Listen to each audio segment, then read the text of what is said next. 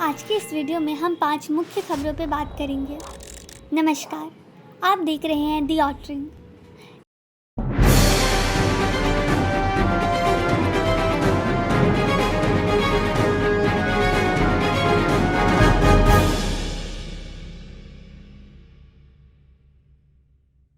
इस वीडियो में आगे बढ़ने से पहले याद दिला दें, अगर आपने चैनल को सब्सक्राइब नहीं किया है तो सब्सक्राइब कर लीजिए और बेल आइकन भी दबाना ना भूलें ताकि हर खबर आप तक सबसे पहले पहुंचे। भारत आज पहली बार सुरक्षा अधिकारियों के एक सम्मेलन की मेजबानी कर रहा है। इस सम्मेलन में कजाकिस्तान, किर्गिस्तान, तजाकिस्तान और उज़्बेकिस्तान के शीर्ष अधिकारी शामिल हुए हैं। इस बैठक की अध्यक्षता राष्ट्रीय सुरक्षा सलाहकार NSA अजीत डोभाल ने की है। इस मौके पर NSA अजीत डोभाल ने अफगानिस्तान में उभरती सुरक्षा स्थिति और उस देश से उत्पन्न होने वाले आतंकवाद के खतरे से निपटने के तरीकों पर चर्चा की। NSA डोभाल ने कहा कि मध्य एशियाई देशों के साथ कनेक्टिविटी भारत के लिए प्रमुख प्राथमिकता बनी हुई है। हम इस क्षेत्र में सहयोग, निवेश और कनेक्टिविटी बनाने के लिए तैयार हैं। कनेक्टिविटी का विस्तार करते समय यह सुनिश्चित करना महत्वपूर्ण है कि पहला परामर्शी पारदर्शी और सहभागी हो। उन्होंने आगे कहा, अफगानिस्तान सहित क्षेत्र में आतंकवादी नेटवर्क का बना रहना भी गहरी चिंता का विषय है। वित्त पोषण आतंकवाद का जीवन है और आतंकवाद के वित्त पोषण का मुकाबला करना हम सभी के लिए प्राथमिकता होनी चाहिए। आज देश के संविधान निर्माता डॉक्टर भीमराव अंबेडकर की 67वीं पुण्यतिथि है।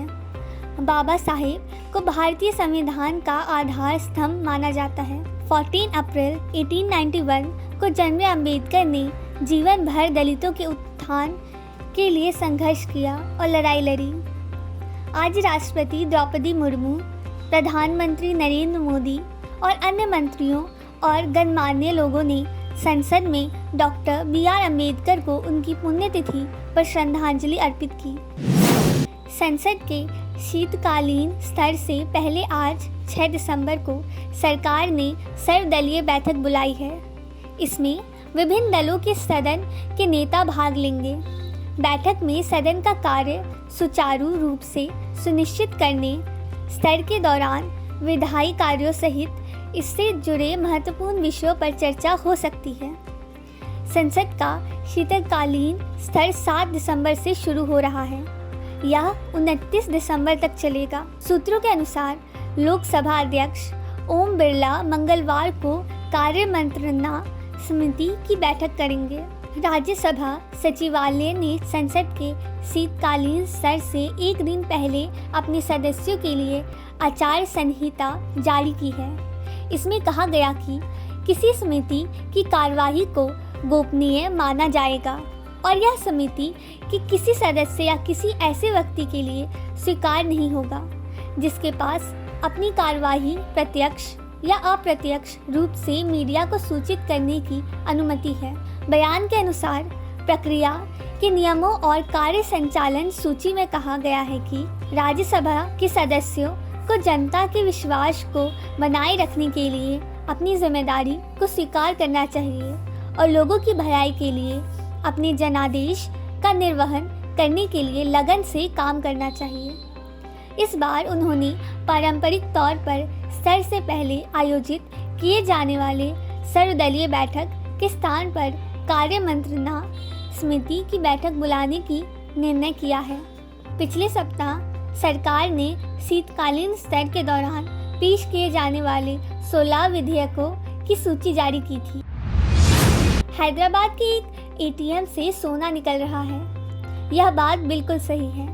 देश में पहली बार एक ऐसा ATM लगा है जिससे लोग सोना निकाल सकते हैं। सोना खरीदने और बेचने का कारोबार करने वाली गोल्ड सिक्का कंपनी द्वारा लगाया गया यह ATM सोने के सिक्के देता है।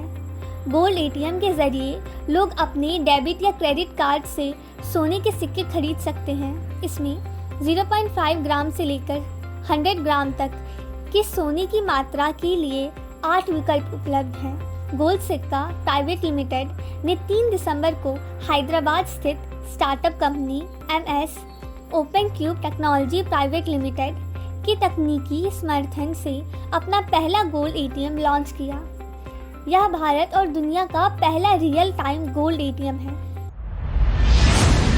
जर्मनी में पढ़ाई करने या रोजगार के अवसर तलाशने वाले युवाओं व पेशेवरों के लिए यह अच्छी खबर है।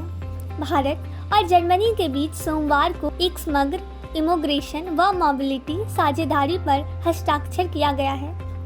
यह समझौता तब हुआ है जब जर्मनी ने अगले वर्ष में अपने देश में गैर यूरोपीय मूल के पेशेवर व कार्यकुशल कामगारों के लिए अपने देश के दरवाजे को खोलने का ऐलान किया है। बता दें कि जर्मनी ब्रिटेन के बाद दूसरा देश है जिसके साथ हाल ही में भारत ने इस तरह का समझौता किया है। समझौते पर भारत के दौर पर आई जर्मनी की विदेश मंत्री एनालेना बेरबॉक और विदेश मंत्री S जयशंकर ने किए। दोनों विदेश मंत्रियों के लिए लंबी द्विपक्षीय वार्ता हुई जिसमें द्विपक्षीय, क्षेत्रीय और बहुपक्षीय मुद्दों को लेकर विस्तार से चर्चा हुई है। विदेश मंत्रालय ने मोबिलिटी एग्रीमेंट को दोनों देशों के बीच गहरे होते रणनीतिक रिश्ते का उदाहरण के तौर पर बताया है। विदेशियों को अपने देश में आगमन के लिए नए उदारवादी नियम जर्मनी अगले वर्ष की शुरुआत से लागू कर रहा है। आज के लिए इतना ही। शुक्रिया हमसे जुड़ने के लिए। मिलते हैं अगले वीडियो में और ज़रूरी खबरों के साथ। तब तक देखते रहिए दी ऑटरिंग।